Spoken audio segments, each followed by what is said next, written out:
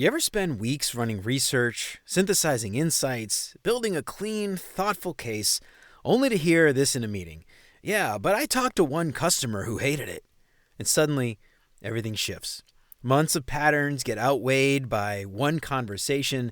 That's not strategy, that's the anecdotal fallacy. It's our tendency to let a single vivid story override a mountain of actual evidence. And this week, we're breaking down why stories hit harder than stats, how it messes with our teams, and what we can do to keep one person's experience from becoming the whole team's strategy.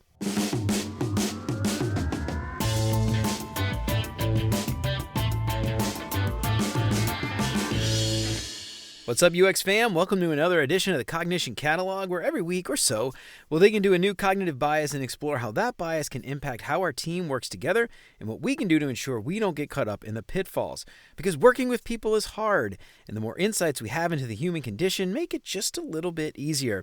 To learn more about the anecdotal fallacy, you can find more resources at cognitioncatalog.com. Click the little bell down there so you get notified when a new episode drops, so you never have to worry about falling for any of these cognitive biases again. Shout out to this week's sponsor, Case Owl. Stop second-guessing your case studies and your presentations. Case Owl uses AI to score your clarity, narrative strength, and alignment with best practices. Then it gives you specific fixes, not vague advice.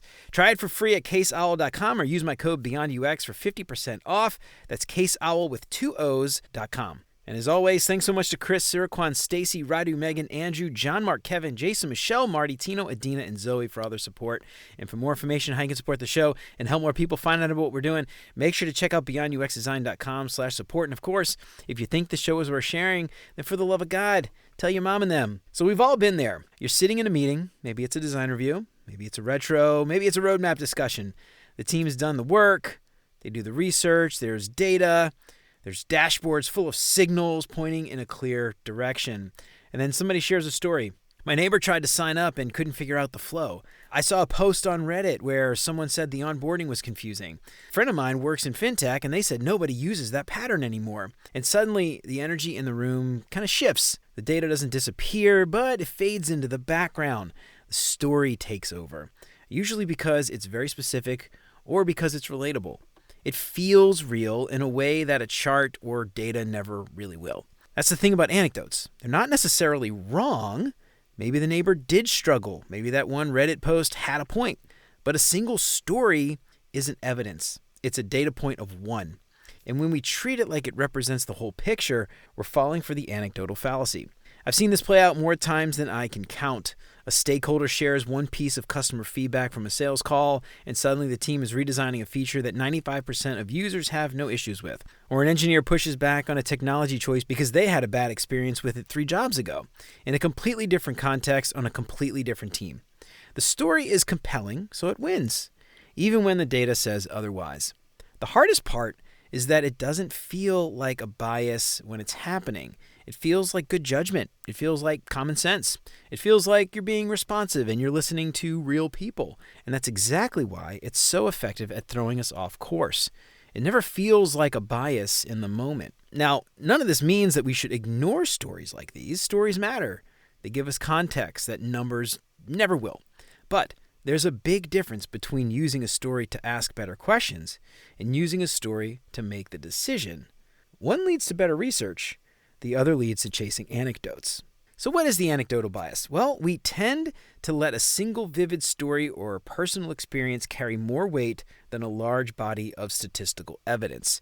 The anecdotal fallacy happens when we use one memorable example as proof of a general claim, while ignoring mountains of data that say otherwise. The anecdotal fallacy doesn't stem from one isolated discovery in psychology. Instead, it sort of sits at the intersection of research on heuristics, narrative cognition, and our deep preference for clean explanations. In the 1970s, Amos Tversky and Daniel Kahneman demonstrated that humans rely on cognitive shortcuts when judging probability and frequency. Now, one of these shortcuts is called the availability heuristic, and we've covered it here in the show. It explains why easily recalled examples feel more common than they actually are. But there's another important piece. We prefer explanations that feel complete. A single story provides a clear cause and effect arc. It gives us a beginning, it gives us a middle, and it gives us an end. It feels coherent. Data, on the other hand, It reveals distributions and ranges and variation. It shows us that outcomes exist on a spectrum rather than in absolutes. And humans hate spectrums. Stories, on the other hand, collapse complexity into one concrete example. But statistics surface the complexity that was already there. Communications research consistently shows that personal narratives often outperform aggregate data in persuasion. Not because people reject evidence, but because stories are easier to process and they're easier to remember. Now, the danger isn't that the stories are emotional, it's that they hide scale. A story shows that something happened. Data shows us how often it happens. The fallacy begins when we confuse the two. It's important to remember that the power of anecdotes isn't accidental. Humans evolved as storytellers. Before we had dashboards and analytics tools, we had stories around the campfire. And stories are easier to remember, they're easier to share, and they're easier to emotionally connect with. Data requires interpretation. Stories require imagination. And that makes them sticky and dangerous when they stand in for evidence. On product teams, the anecdotal fallacy shows up constantly and often quietly. A stakeholder might say, I talked to one customer who hated this feature. We need to rethink the whole thing. That single experience proves the problem exists for somebody, but it doesn't tell us how widespread the issue is. And without looking at broader research, the team may pivot based on that one data point. That single voice, especially if it's passionate or high profile, can overshadow dozens of usability sessions that showed neutral or positive reactions. Design critiques can follow the same pattern. Someone might say, we tried this pattern before and it failed. That experience might be valid, but it's also contextual. Different users, different constraints, different timing, different product, yet the anecdote carries weight because it's concrete and it's personal. Engineers may reference past outages to argue against adopting a new architecture, even if the broader evidence suggests that it might be more stable. Product managers may point to one enthusiastic or passionate customer review as validation of strategy, while churn or engagement data tells a more complicated story. And even team perception can be shaped this way. One highly visible mistake can define somebody's entire reputation. A single heroic save can inflate perceived competence beyond the overall pattern, because the mind prefers stable narratives over fluctuating distributions. When teams lean too heavily on anecdotes, discussions shift from what does the data show to whose story feels more compelling.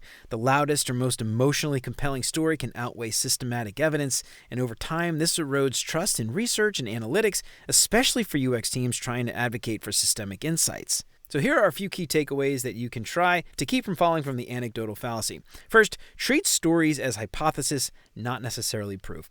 When someone shares a powerful personal experience or a vivid customer anecdote, resist the urge to act on it immediately.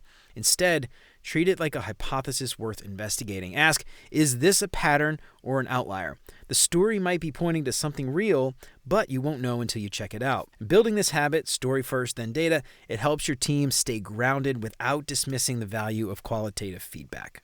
Next, always ask for the denominator. One of the simplest ways to combat the anecdotal fallacy is to ask, out of how many? If one user had a terrible experience, that matters, but it matters differently if it's 1 out of 10 versus 1 out of 100,000. Training your team and yourself to think in terms of base rates rather than individual cases can dramatically improve the quality of your decisions. Don't think of it as being cold or dismissing someone's experience. Think of it as putting it into the proper context. Next, be especially skeptical when emotions run high. Research shows that we're most susceptible to the anecdotal fallacy when the stakes feel personal or the topic is emotionally charged. If a story makes you feel angry or scared or excited, that's exactly when you need to slow down and look at the data. Emotional reactions are important signals, but they make terrible decision-making frameworks. Use the emotion to motivate your investigation, not to shortcut it. Next, try to create team rituals that pair stories and data. Build practices into your team's workflow that require both qualitative and quantitative evidence before major decisions. In design critiques, ask for user data alongside user quotes. In sprint planning, pair stakeholder requests with analytics. In retros, match anecdotal observations with actual metrics. And when both types of evidence sit side by side, it becomes much harder for a single story to hijack the conversation. And then lastly, watch out for the hippo's anecdote, the highest paid person's opinion. It's one of the most powerful amplifiers of the anecdotal fallacy. When a senior leader shares a personal story about their experience with the product or a conversation that they had with a customer, it carries disproportionate weight. Not because it's more representative, but because of who's telling it. Teams naturally defer to authority, and a vivid story from the VP of product can quietly override weeks of research. So build a culture where anybody can respectfully say, "That's a great observation, but what does the broader data show?" regardless of the storyteller's title. Remember, the goal here is not to eliminate anecdotes. They can most definitely surface edge cases, they can highlight blind spots, they can humanize insights, and they can even help to influence the team. But at the end of the day, anecdotes should be valuable to generate hypotheses, not to settle conclusions. Well, all right, y'all, that's it for the Cognition Catalog for today. I hope we helped to shed a little bit of light on what the anecdotal fallacy is and how we can avoid some of those pitfalls at work. But I'm curious, have you run into any issues related to the anecdotal bias before? How'd you get through it? I'd love to hear about it. Let me know what you think on LinkedIn or shoot me an email at hello@beyonduxdesign.com. I'd love to hear from you. To learn more about the anecdotal fallacy, you can find more resources at cognitioncatalog.com. Click the little bell on there so you get notified when a new episode drops so you never have to worry about falling for any of these biases again. And if you want to pick up some big, beautiful art prints and some select biases, make sure to check out beyonduxdesign.com/shop. Get free shipping on all orders over $30 and use the promo code YouTube to get 10% off your entire order. And if you have a favorite bias that you want to see in print, let me know. I'd be happy to take requests. Stop second-guessing your case studies and presentations. Case Owl uses AI to score your clarity, narrative strength, and alignment with best practices. And then it gives you specific fixes, not vague advice. Try it for free at caseowl.com or use my code BeyondUX for 50% off. That's caseowl with 2 O's.com. Help keep the show independent and ad-free. Check out beyonduxdesign.com/support to find out how. You can join Chris, Siraquan, Stacy, Radu, Megan, Andrew, John, Mark, Kevin, Jason, Michelle, Marty, Tino, Adina, Zoe, and many others, and help keep the show independent and ad-free. You get exclusive access to the entire video library of episodes, including episodes before they're even released. Get instant access to those video archives right now for as little as $5 a month. And until next time, remember, you're more than a designer because there's more to UX and design. I'll see you around. Take care, y'all.